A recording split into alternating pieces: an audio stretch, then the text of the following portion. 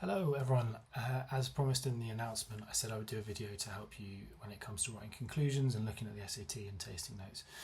So that's hopefully this is going to be useful. It's worth looking over pages 1 to 13 of your study guide booklet because that covers all of the elements of the SAT and is super helpful. But then you can come back to this video, you can watch it as many times as you need to, you can pause it, reflect, make notes, whatever it might be. The beauty of online learning, but hopefully between all these things we can get you into a really good place.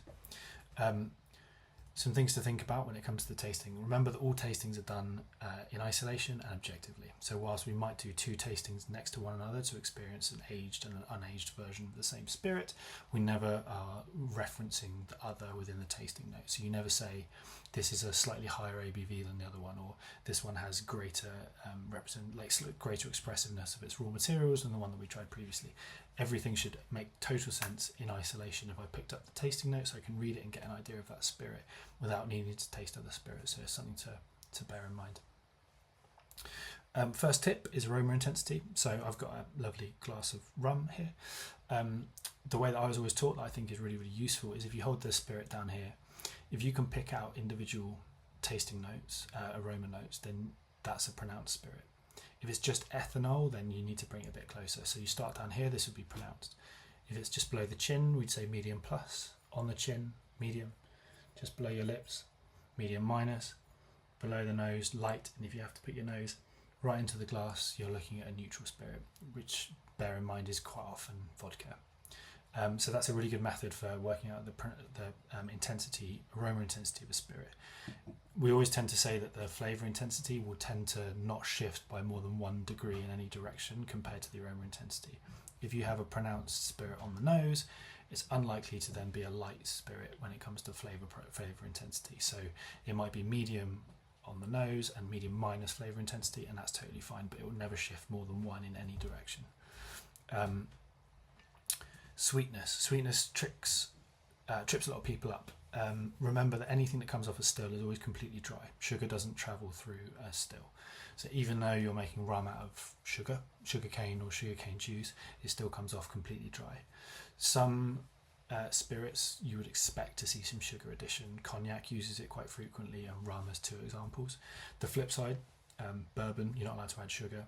Scotch whiskey, you're not allowed to add sugar. The brain will sometimes trick you into thinking there is sugar in it because you might be picking up a sweet aroma or flavour such as butterscotch, caramel, chocolate, but that doesn't mean that there is sweetness within the spirit. There hasn't been the addition of sugar. If you get a sort of silkiness on the palate, that's usually a sign of there being some sugar added post-distillation, but then think about what the spirit is and whether that's allowed. If you're getting that and it's a Jamaican rum, then your brain's tricking you because you're not allowed to add sugar to a Jamaican rum. Equally, if you know that you're tasting a cognac, for example, there's every chance that there might be a little bit of sugar added to it, so you can call that out. We go from dry, off dry and medium as measures of sugar, and generally a bit of practice is what's going to help you really call that out. When something is defined as sweet, it's a liqueur, so sugar is a tasting note in and of itself. So it's worth bearing in mind that most spirits are not going to be showing, or just won't be showing, as sweet on that scale. When it comes to writing about texture, make sure you use a full sentence, just because texture can change and develop. I like to think of it in 3 stages of the liquid going in, holding it in your mouth, and then coming out again, whether that's spitting or swallowing. But the way that texture will change over time, you need to bear that in mind. So writing that in a full sentence is quite an important thing to do.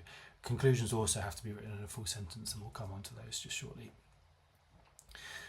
When writing your notes for aroma and flavour characteristics, so nose and palate, you should be looking for 4 things as a minimum, but ideally you want to be aiming for a few more. So you want 1 for raw material, 1 for processing, 1 for oak maturation, and then a 4th, which is what we call a floating mark, so it can be a double up of any of those things. The way the exam is marked is that someone will taste the spirit beforehand and write down all of their tasting notes, and then when they look to mark your exam, they're drawing a comparison between what this person has done and what you have done as the student. So if you only do 4, that's only 4 chances to get a mark from what's been written on the key. If you do 6 or 8, then you're increasing your chances. Don't scattergun it. Don't just write down everything you could think that might possibly be a flavour note for a rum or agave spirit, but try to hedge your bets by including quite a few more if you can, because it will just benefit you massively. If the spirit has no signs of oaken maturation, then you have 2 floating marks. You have 2 for raw materials, and you have 2 for processing. So when you get in there, just always be thinking in those terms. Equally, anything that you find on the nose, you should immediately be looking for on the palate. If all of your nose notes and all of your palate notes are completely different and there's nothing between the 2 of them, you're not going to pick up the marks there, because there's a sense that there's a clear disconnect between what you're smelling and what you're tasting, which is not what we want to be looking for. There should always be a similarity. Writing conclusions is really tricky, and the best way to do it is just by lots of practice and submitting assignments so that I can give you feedback. This is the first time you will have done this, because you won't have done it into previous WSET qualifications, so this is a really good opportunity to put that to the test. So we're going to go through it together, but remember there are hints within the SAT to help you out. So there's 4 things you want to be looking for. That's balance, length and intensity, complexity, and expressiveness. You get a point per mark for each of these. So what do we mean when we talk about balance? With balance, we talk about the balance between 2 things. You can't say a spirit is well balanced. You need to say the spirit is well balanced between, for example, the flavour characteristics of XYZ and the texture characteristics of XYZ. The best way of sort of splitting that out is the 2 ends of the thing that you're looking to balance are the flavour, so whether that's coming from raw materials, whether it's coming from processing, whether it's coming from post-distillation operations, but the flavour characteristics of the spirit, and then the other you're looking at texture, which is often to do with how it's been matured, whether sugar has been added, and the strength of the alcohol in there. If it's got a really rough, ethanol forward, very alcoholic texture, but the flavours are amazing, then you might say that's out of balance.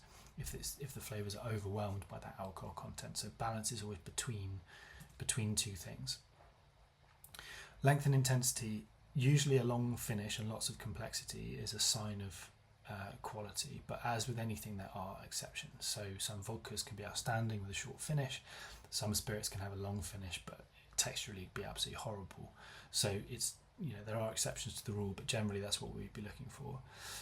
This rum, for example, I've got a plantation Jamaican rum, aged for 12 years. It's a single barrel, so it's got quite an interesting story behind it, if you like. But it's got an excellent balance. The aromas and flavours, I've got treacle, barbecued pineapple, ripe banana, vanilla, really strong notes of clove and cinnamon, and a slightly higher ABV. There is a gentle prickle, but it's really, really lovely. It's well integrated, and that balance between that texture and those flavours, aroma characteristics are spot on. Complexity and expressiveness often goes hand in hand. A big thing here is how defined the flavours are. If you can pick out tropical fruit, that's great, but if you can go slightly more detailed and say this has got banana, papaya, pineapple, mango, then that's going to give you a greater sense of the complexity. So that's quite a good way of looking at it. And equally try and refer those back to something within the expressiveness of the spirit. So if you know that it's got a lot of really fruity estery notes, then you know this is to do with the fermentation generally. If it's got lots of that coconut, clove, vanilla, caramel, baking spice, then you know that's probably to do with the oak and maturation. So where you can, refer those notes back to the point within its production that you could say that it's come from, and that's what we talk about when we talk about expressiveness. It's the story of the spirit, and that will help you to draw those lines and link the theory to the practice. Remember when you're writing your final note to be sure to include a linking mark. So this is a mark to show that you've looked at your notes holistically and you've drawn your conclusion as a result, taking into account balance, length and intensity, complexity and expressiveness. If you've only said good things throughout your notes, and then the spirit can only ever be outstanding. If you've only said good things but then you've marked it as very good, the examiner is going to wonder how you've got to that conclusion. So by all means be incredibly explicit about how you've done it. So you could say the spirit is very well balanced, it has aromas, characteristics of XYZ, the intensity is exceptional, the complexity is very complex because of this and this, therefore I have no reason to pull this down, this is an outstanding spirit. That's brilliant. But if you say it's got aromas of this and all this, and but it's slightly out of balance and the alcohol slightly overwhelms, for this reason I'm going to put it down to very good. You can be as explicit as that, and it's really, really helpful to do so, and that linking mark, just pulling everything together. Equally, you can go back. If you conclude that this is a very good spirit, but you haven't written anything negative, you must be thinking, well, why do I want to give it very good? Is there something that I've missed? And you can go back and add to it and say, actually, do you know what? There's a slightly off note on the aroma that's pulling this down. You can go between these things. It's just a case of looking at it holistically. As we said before, make sure you have enough notes for flavours and aromas and pull them through. If in your conclusion you're talking about baking spices but you've never mentioned it previously, that's a problem, and that's not going to count within your final mark. So anything you mention in your conclusion, ideally you would have mentioned elsewhere within the flavours and aromas that you would have picked up. As I said, don't scattergun it. We need you to demonstrate a critical approach, not just hedging your bets. As we said, it's okay to go and adjust things. Your observations and conclusions need to agree with one another. So make sure you allow time to build an argument for your conclusion. Don't just write very good and move on. Faulty spirits are very rare. You won't be given one in the exam. It will be tested beforehand. So please don't worry about looking out for a faulty spirit. And remember to look at what is an examinable spirit so you can immediately discount something. You won't be given a Baijiu in the final exam. Even if the initial smell you think it's Baijiu, you won't. But if you did, then you can know it's not that. That's it. If I can offer guidance, answer any questions, just give me a shout. I will continue marking your submissions as we go along, and hopefully that will kind of help you get really well versed in this. But as ever, I'm available on chat, inbox, discussion forum, inputs, any of those things. So give me a nudge. We're going to get there.